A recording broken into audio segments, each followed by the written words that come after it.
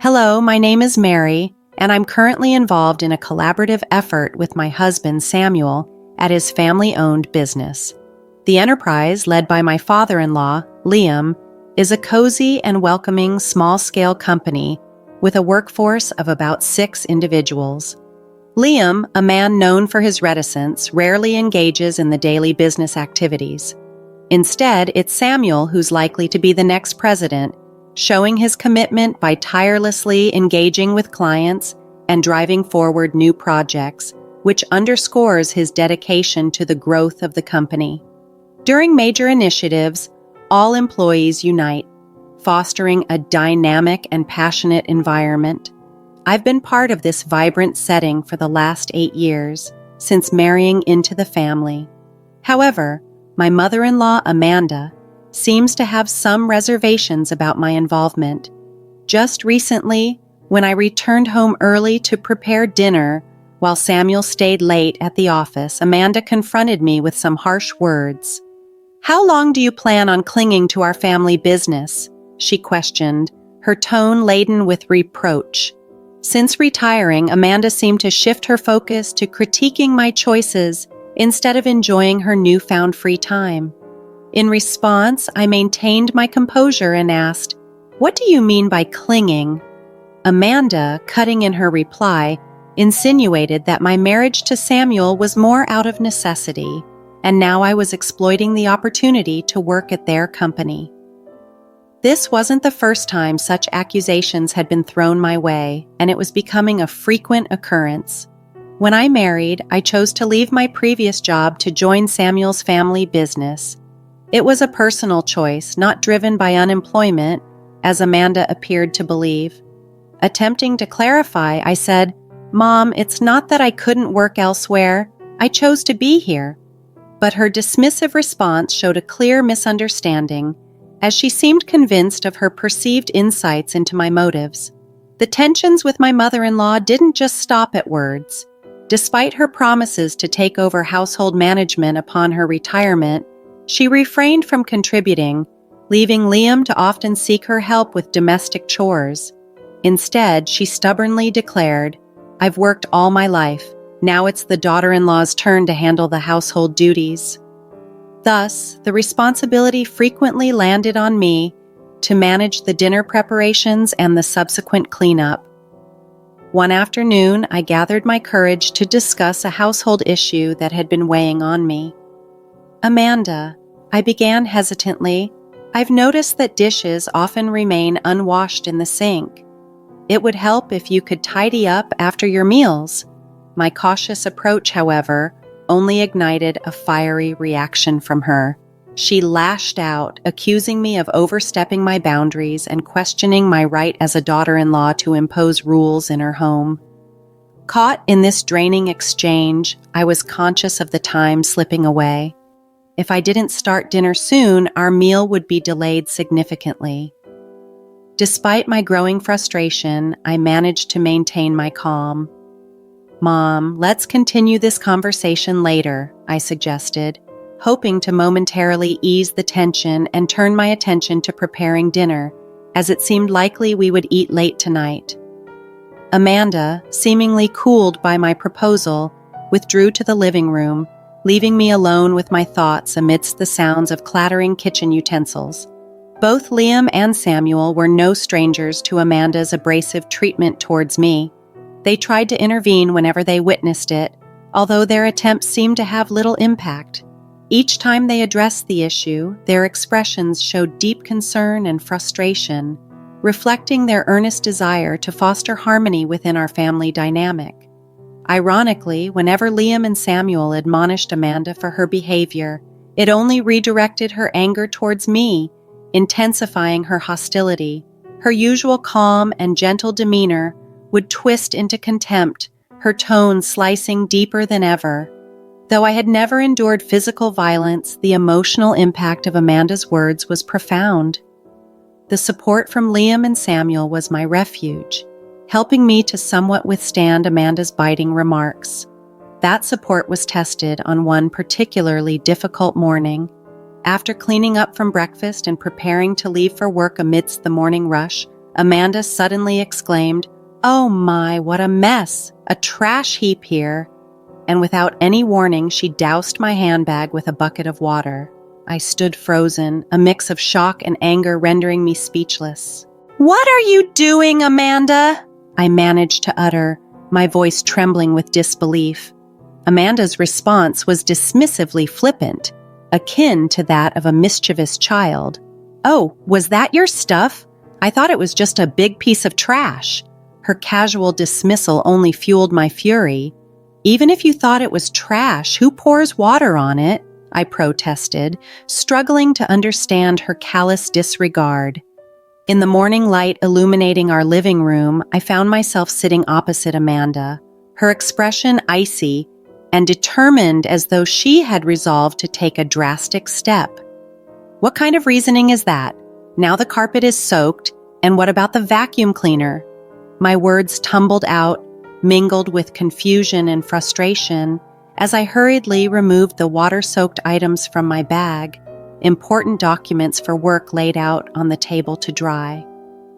Amanda looked back at me with a chilling nonchalance, her face betraying neither remorse nor concern for the upheaval she'd caused. "You don't need to go to work anymore," she stated flatly. I was utterly baffled by her declaration. "Excuse me?" My reply was heavy with disbelief and shock.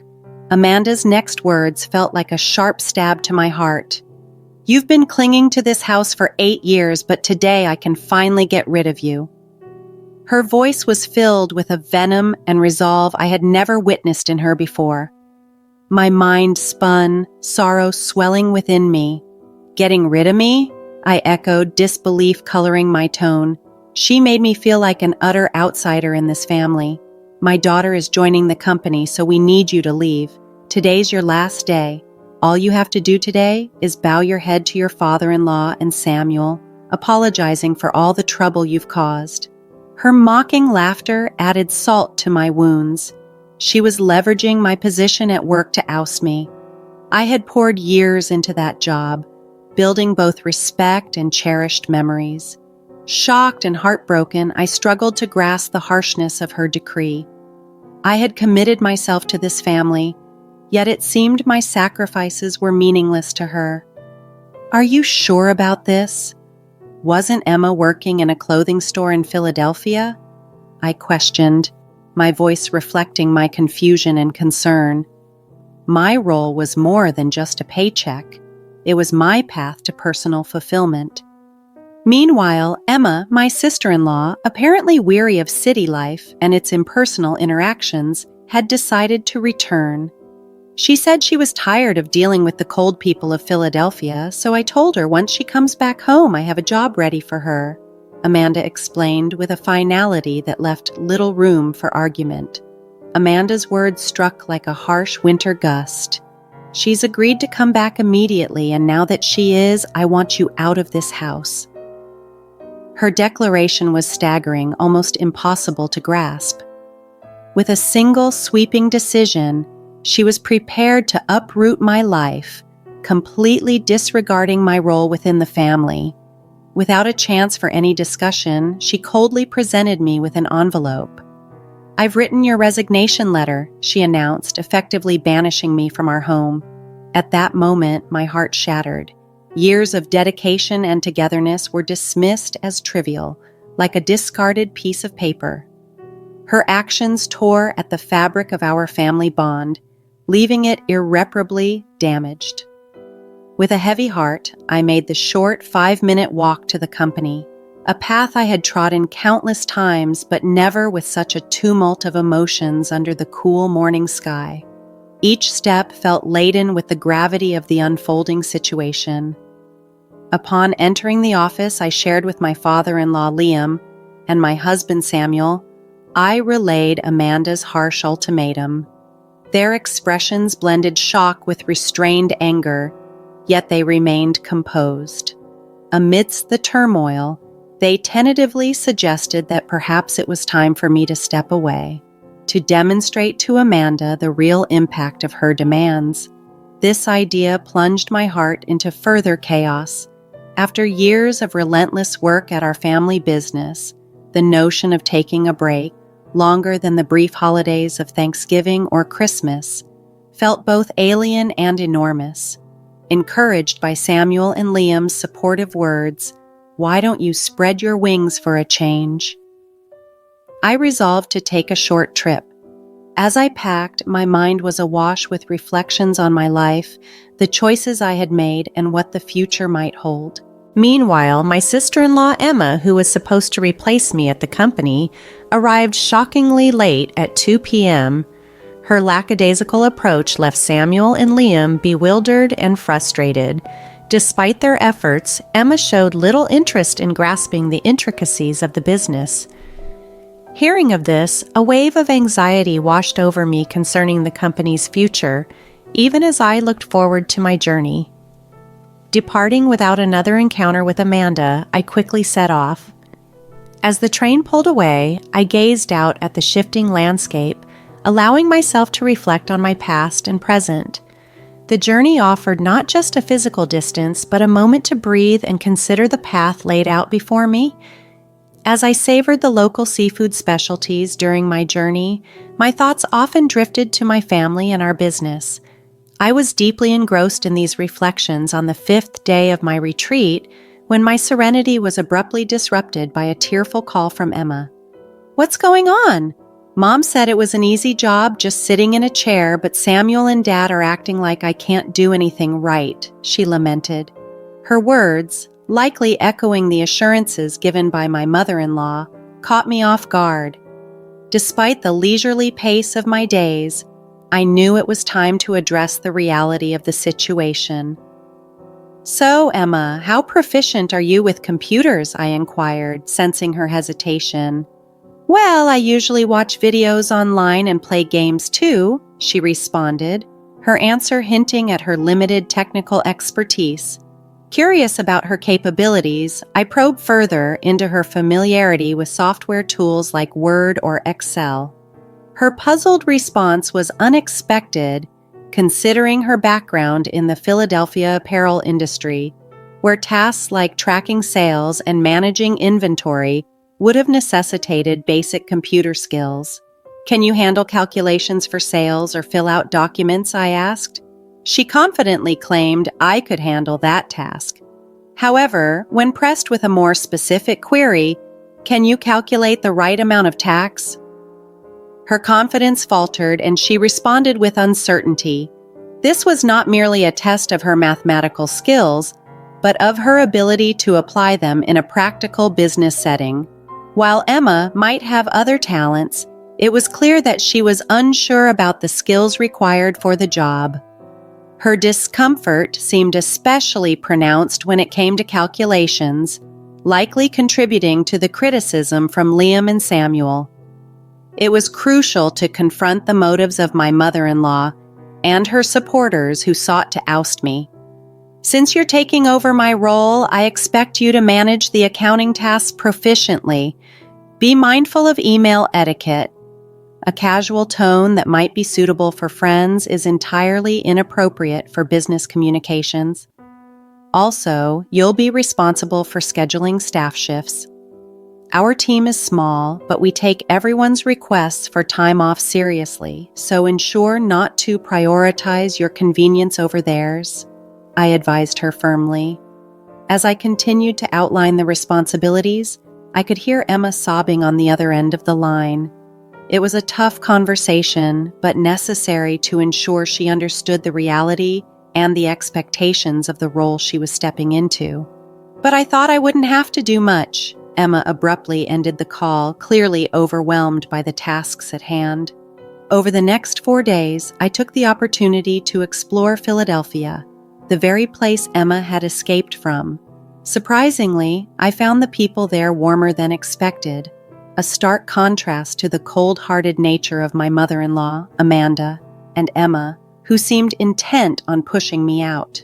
A week after leaving my job, I returned to my in-laws' house. As soon as I arrived, Amanda, her face red with fury, confronted me. "How dare you make my daughter cry? You won't get away with this," she yelled, her eyes filled with anger and confusion. Before she could reach me, Samuel and Liam intervened, trying to calm her down, though her anger showed no signs of easing. Emma is upset because she got a scolding for trying to boss around her employees, despite not knowing how to properly do it. It's not Mary's fault. Besides, Mary hasn't been here for a week, so she couldn't have upset Emma, Samuel explained, his voice calm yet firm, trying to dispel the baseless accusations. Amanda shot back emotionally. It's because of her. This woman is the reason for Emma's troubles. She threw suspicions at me without any real basis. Where is Emma, by the way? I asked, scanning the room, but she was nowhere to be found, deepening the mystery. It's odd Emma has nowhere else to go since she gave up her apartment in Philadelphia. I assumed she'd be here, I pondered aloud. Samuel then shared, Emma's locked herself in her room. She's been crying and doesn't want to go to work anymore. She's overwhelmed, likely because she lacks the skills needed for the job. Amanda, still heated, accused, You've been turning Samuel and Liam against me. They wouldn't say the company runs better with you than with Emma unless you poison them against her. Samuel sighed deeply, clearly tired from the ongoing family drama and his futile attempts to clear up misunderstandings. Mom, he began again, hoping to clarify. It might sound unusual, but Mary is exceptional at her work. She's certified in bookkeeping, her secretarial skills are top-notch, and she's even studied Spanish and studied abroad. She handles all our multilingual communications at the company, he said with a hint of pride. Amanda looked surprised, obviously unaware of my qualifications and contributions. That sounds like something out of a TV show, she muttered. Reflecting, I shared, in college, I was so focused on getting various certifications and immersed in my studies that I hardly had time for social activities or romance. It was then that I met Samuel when he visited my company for business, and I found myself recounting the story of how we first met, trying to bridge the gap between the misunderstandings and the reality of our lives. However, I realized Amanda wasn't interested in hearing about my qualifications or past achievements, so I steered the conversation back to the present situation. In a nutshell, I handled a wide range of tasks at the company, from accounting and scheduling to liaising with other companies and managing employee shifts, I explained, outlining the broad scope of my responsibilities. Samuel added, The work environment has been much better compared to when you were more involved, Mom. His comment left Amanda visibly surprised. Just then, Liam, Samuel's father, interjected with a surprising revelation. We're considering shutting down the company soon. Emma made a significant mistake. Instead of preparing some documents, she chose to handle phone calls because she thought it would be more fun. While we were away, she ended up being rude to an important contact from another company, which could have serious repercussions. I was stunned, covering my mouth with my hand in shock. I can't believe Emma would do something like that, I murmured, filled with disbelief and dread at the thought of how her actions could potentially lead to the company's downfall. However, as I was absorbed in these anxious thoughts, the story took another unexpected turn. When I explained our situation, the president of the other company suggested it might be time to consider merging. He expressed interest in absorbing our family business, Liam continued. This was an unforeseen yet hopeful development. A merger could stabilize our customer base, something Samuel had been striving towards through his diligent efforts in sales. This news brought a sense of relief to Samuel and Liam, but not to Amanda.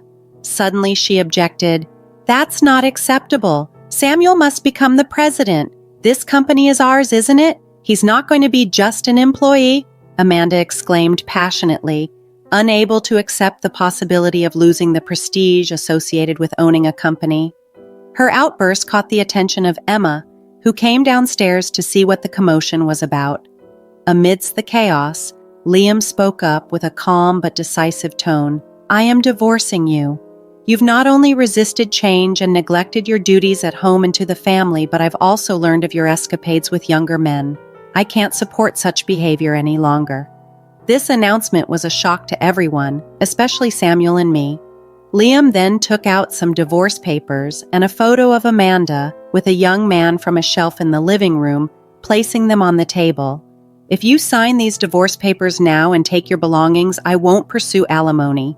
Trying to get any money from you would be pointless," he stated firmly. "How can you say that? Haven't I devoted myself to this house all these years?" Amanda protested.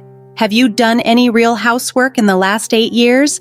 Does spending someone else's money on young men count as devotion to this house?" Liam countered, his voice revealing a rare frustration. This was the first time we saw such a stern side of Liam, usually mild-mannered, as he addressed the deep-seated issues that had been simmering within the family. In the tumultuous family drama, the sight of Liam, usually so composed and restrained, visibly upset, was a shock to everyone, especially Emma, who had just entered the living room. Her body shook slightly, a clear sign of her astonishment and fear. "Emma, this involves you two," Liam declared, his voice firm and resolute. "You came back because you failed to make it on your own in Philadelphia. Now you can't even manage to secure a job here, yet you parade around as if you're above everyone. Ultimately, you've stopped trying to work at all. It seems you've picked up some bad habits of escapism. It's time for you to leave this house as well." Emma was stunned, her face a mix of confusion and denial. "Wait a minute, Dad. Maybe Mom has her issues, but I'm still your daughter, right?" she protested, her voice desperate as she tried to cling to her place in the family hierarchy. Amanda, feeling the sting of her daughter's words, expressed her shock. "Are you betraying me now, Emma?" she accused, her voice tinged with hurt and disbelief. As tensions escalated, Liam quickly intervened to prevent further conflict. "To avoid more trouble, I've arranged for you both to stay with an acquaintance until you find your footing again. They will be here shortly to pick you up. Please get your essential belongings ready," he instructed, his tone leaving no room for argument. With heavy hearts and no other viable options, Amanda and Emma packed their belongings.